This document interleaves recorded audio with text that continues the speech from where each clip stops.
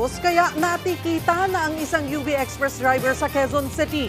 Wala naman daw siyang nilabag pero sa sobrang kaba, nakipaghabulan siya sa mga enforcer.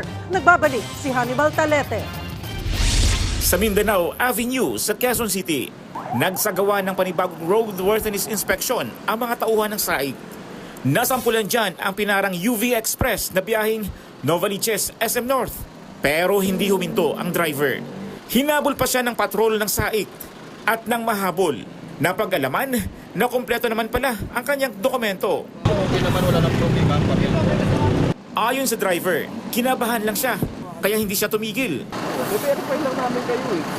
Ang ending, natikitan tuloy ang driver ng reckless driving. Dalawang rider naman ang nasita dahil nakasuot sila ng helmet na pang skateboard. Ang palusot, Malapit na kasi ang trabaho ko. Bawal para. sumatotal, 7 ang nasita ng SAIC.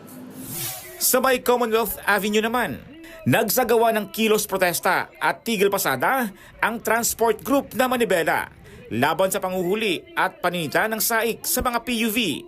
Nananawagan din sila na buwagin na ito. Binuo itong DOTR SAIC na ito upang pagkapirahan lamang itong taong bayan, lalong-lalo na yung mga motorista at pahirapan yung mga mananakay. Sagot naman ng SAIC dyan, para sa kaligtasan ng mga motorista ang kanilang ginagawa. Pinapauna po namin ang amin pong paghingi ng paumanhin kung kayo po ay naaabala doon sa aming ginagawang inspeksyon. Pero ito naman po ay karugtong ng ika nga ay masasabi natin pag-iingat doon po sa ating pagbibiyahe at ganoon din po pagpapaalala sa mga operator, mga driver na kinakailangan po masiguro natin ang kaligtasan ng ating mga kababayan. Nagbabalita mula sa Frontline, Hannibal Talete, News 5. Mga kapatid, Cheryl Hosing po.